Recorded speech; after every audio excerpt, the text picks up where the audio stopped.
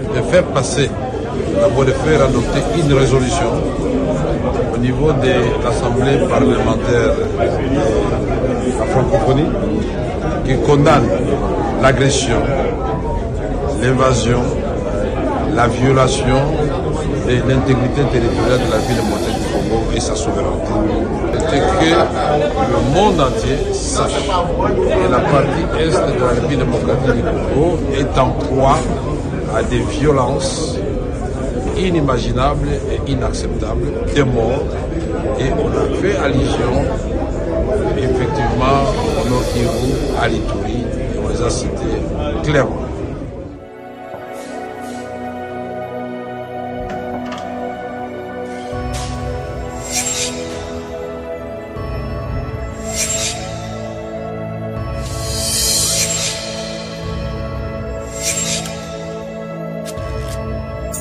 Abonnez-vous sur Pifo Télévision, vous informer sur notre devoir. La participation de la RDC à ces assises. Nous venons de faire passer, d'abord de faire adopter une résolution au niveau de l'Assemblée parlementaire de la francophonie qui condamne l'agression, l'invasion, la violation de l'intégrité territoriale de la ville de Montagne du Congo et sa souveraineté. Cette même résolution met en exergue et condamne les morts, les violences de tout genre perpétrées par les M23 et bien sûr ceux qui les soutiennent ici. On a fait allusion au Rwanda et à l'Ouganda. Comme vous savez, dans ce genre de rencontres, il faut trouver des équilibres nécessaires et rester dans l'essentiel. L'essentiel pour nous, c'était que le monde entier sache que la partie est de la République démocratique du Congo est en proie à des violences inimaginables et inacceptables, des morts, et on a fait allusion effectivement au Nord Kivu, à l'Ituri, on les a cités clairement. Aujourd'hui, c'est aussi la victoire de la diplomatie parlementaire. Parce que dans notre déclaration, nous avons été très clairs. Après avoir transmis les salutations de son Excellence, Monsieur le Président de la République, Félix-Antoine Tshisekedi Tshilombo, au bureau qui organise les assises qui vont se terminer bientôt, nous avons tout de suite mis en avant et en lumière l'agression du Rwanda et de l'Ouganda contre notre pays, la République démocratique du Congo, et les morts inutiles enregistrés à l'est de la République démocratique du Congo, les viols comme armes de guerre contre les femmes et les jeunes filles. Nous avons repris les rapports des experts des Nations Unies envoyés par le Conseil de sécurité, rapport qui fait état, rien que pour les dernières opérations, de 5000 victimes à l'est de la République démocratique du Congo. Rapport qui parle finalement de la présence des lance-missiles, des armes sophistiquées, de l'artillerie lourde dans la partie est de la République démocratique du Congo. Ce qui est très important aussi à souligner, ce même rapport finit par accepter que les M23 finalement ne sont que des supplétifs et que les officiers rwandais cités comme tels dans les rapports ont fini par prendre le commandement dans cette partie de la République démocratique du Congo au-dessus des officiers prétendument du mouvement des M23. Nous avons aussi souligné que dans notre pays, les Tutsis n'ont jamais été stigmatisés. La preuve est que nous avons démontré qu'ils sont non seulement au Parlement, ils sont au gouvernement, ils sont dans les cours et tribunaux, ils sont dans l'armée, ils sont dans la police, ils sont représentés partout et eux-mêmes ne se reconnaissent pas dans les revendications des M23 et du Rwanda.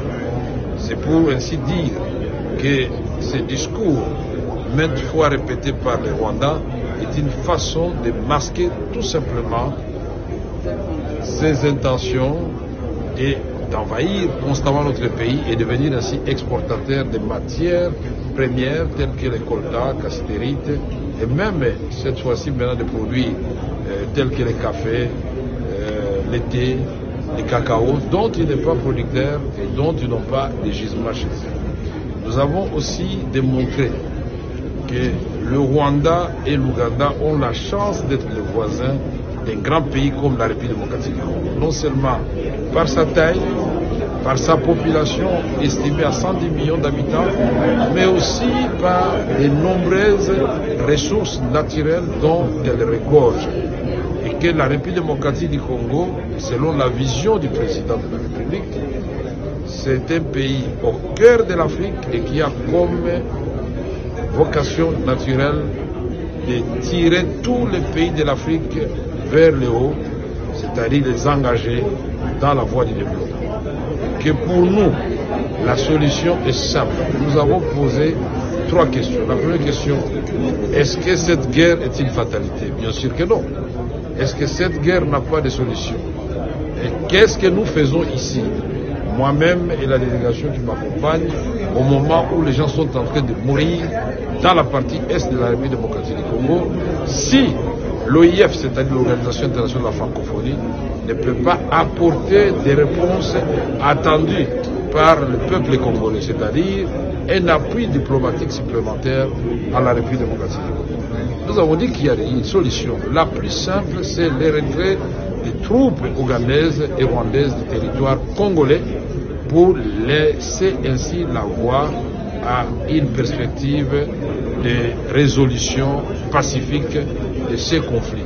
Il est temps que l'Afrique tourne le dos aux armes et aux guerres inutiles pour s'engager résolument dans les chemins pour réaliser le rendez-vous avec sa propre histoire, avec l'espérance, pour qu'ensemble nous construisions une Afrique qui s'élève et qui marche dans ce monde qui change.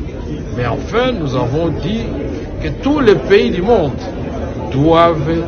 devraient protéger la République démocratique du Congo, qui est un pays solution, et par sa forêt, sa faune, son hydrographie avec des eaux douces estimées à 53% pour l'ensemble de l'Afrique, 13% pour l'ensemble du monde, et ces énergies propres, non polluantes et renouvelables.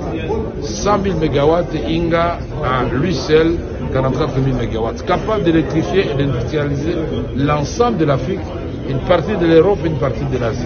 Ces pays, c'est une chance pour l'humanité, c'est l'espoir de l'humanité. Nous avons aussi dit que ce qui se passe chez nous est plus dramatique que ce que la communauté internationale déplore chaque jour en Ukraine et au Moyen-Orient. Et que ce silence assourdissant de la communauté internationale, nous ne pouvons plus le supporter pendant longtemps. Donc, le Canada aujourd'hui nous a offert un cadre à travers l'APF de faire entendre la voix de la République démocratique du Congo. C'est ici l'occasion de remercier les autorités canadiennes pour l'accueil qu'ils nous ont réservé, mais aussi les cadres qu'ils nous ont offerts et l'organisation qui a été menée de main de maître par le président sortant et l'ensemble du bureau qui le composait.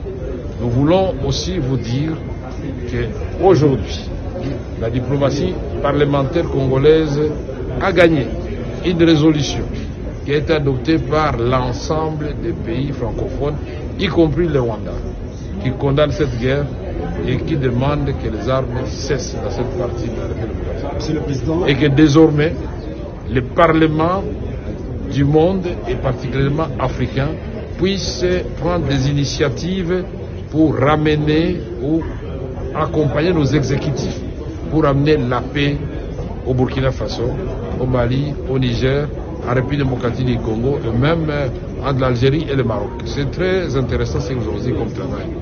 Et aujourd'hui, nous remercions aussi la Suisse qui nous a soutenus à la suite de mon intervention, la Belgique, la Côte d'Ivoire, le Cameroun, le Sénégal.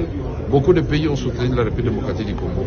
Dans sa réplique timide du Rwanda, qui n'a pas demandé ou appelé une réplique de la part de la République démocratique du Congo, nous avons senti que c'est comme si, vous voulez dire qu'il ne dit mot consent. et que, bon, et ils ont dit aussi qu'ils veulent la paix.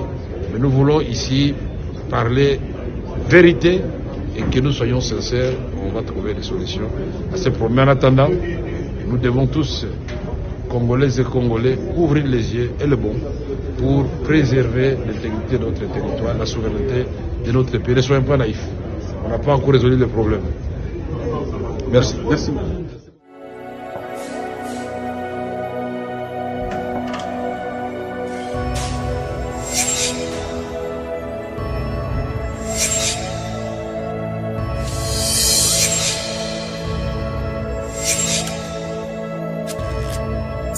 Abonnez-vous sur Pifo Télévision, vous informer sur notre devoir.